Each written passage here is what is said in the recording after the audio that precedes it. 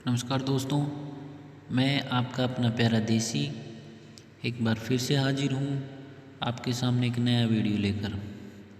और आज का हमारा टॉपिक है अपने आप पर या अपने काम पर घमंड मत करो। जी हाँ दोस्तों, एक बार एक छोटे से गांव में एक मूर्तिकार रहता था जो बहुत ही सुंदर और आकर्षक मूर्तियाँ बनाता था।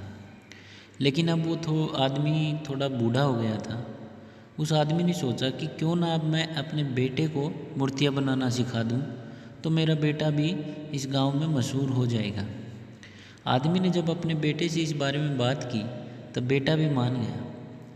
अगले ही दिन बेटे ने मूर्तियाँ कैसे बनाते हैं ये सीखना शुरू कर दिया। कुछ वक्त बाद बेटा भी अच्छी मूर्तियाँ बनाने लगा, क्योंकि जब बेटा मूर्तियाँ बनाता तब उसके पिता उसके पास खड़े रहते और उसे समझाते रहते कि क्या गलती तुम कर रहे हो। कुछ वक्त बाद बेटा अपने पिता से भी अच्छी मूर्तियाँ बनाने लगा। गांव वाले लोगों ने भी बेटे की मूर्तियों को पिता की मूर्तियों से ज़्यादा अच्छा बोलना शुरू कर दिया। बेटा ये सब सुनकर काफ़ी खुश हुआ। बेटे की इतनी तारीफ सुनकर पिता बेटे से भी ज़्यादा खुश हुए। लेकिन अब बेटे की बनाई हुई मूर्तियों में पिता ने जब बेटे को उसकी गलतियाँ बताई तब बेटे ने अपने पिता से कहा, मैं आपसे कहीं ज़्यादा अच्छी मूर्तियाँ बनाना जानता हूँ और मेरी मूर्तियों की कीमत तो आपकी बनाई हुई मूर्तियों से ज़्यादा है।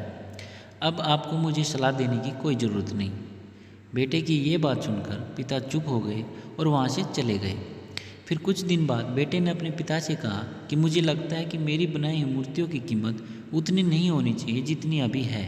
मुझे लगता है कि मुझे दूसरी दुकान में अपनी मूर्तियाँ बेचनी चाहिए, इससे मेरा ज़्यादा मुनाफा होगा। पिता ने कहा, ठीक है, तुम अपनी अलग दुकान खोल लो। बेटे ने अपनी अलग दुकान खोल दी और अपनी मूर्तियों का दाम अपने पिता की मूर्तियों से ज़्यादा रखा। अब जो लोग पिता की मूर्तियाँ ज़्यादा खरीदते थे, उन्होंने बेटे की मूर्तियाँ जितना दाम भी ज़्यादा था उनको खरीदना शुरू कर दिया।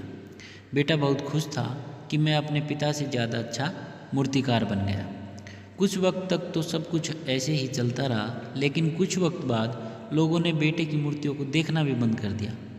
अब लोग पिता की दुकान पर ज़्यादा जाते और वहीं से मूर्तियाँ खरीदते।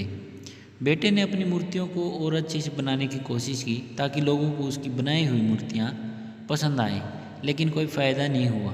बेटा कोशिश करते करते थक गया। अपने पिता की दुकान पर इतने लोगों की भीड़ देखकर बेटे को काफ़ी गुस्सा आया। बेटा अपने पिता के पास गया और बोला, आपने अपनी मूर्तियों में ऐसा क्या किया कि लोग आपकी ही दुकान से मूर्तियाँ खरीद रहे हैं? मेरी मूर्तियों को तो कोई देखना भी नहीं चाहता। पिता ने यह सुनकर मुस्कुराए और कहा, ऐसा इसलिए हुआ क्योंकि तुमने ये सीखना ही छोड़ दिया कि अच्छी मूर्तियाँ कैसे बनाते हैं। ये सुनकर बेटे ने कहा, लेकिन मैंने अपनी मूर्तियों को अच्छा बनाने की बहुत कोशिश की, लेकिन फिर भी कोई फ़ायदा नहीं हुआ। ये सुनकर पिता बोले, ऐसा इसलिए हुआ क्योंकि तुम्हें पता ही नहीं है कि तुम कहाँ गलती कर रहे हो। तुम्हें पता ही नहीं।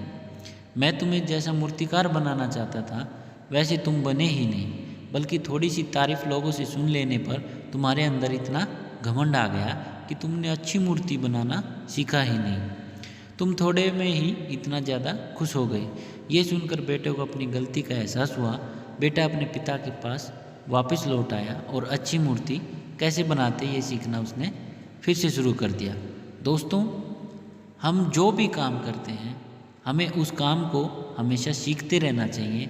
फिर भी भले ही गलतियों से सीखो या फिर अनुभव से सीखो, लेकिन कभी भी अपने आप पर या अपने काम पर घमंड मत करो। दोस्तों, मेरे विचार आपको पसंद आए तो कमेंट सेक्शन में कमेंट करके ज़रूर बताना। दोस्तों, अगर आपको वीडियो पसंद आए तो लाइक करो, शेयर करो और चैनल को सब्सक्राइब करो। धन्यवाद। जय हिंद, जय भारत दोस्तों।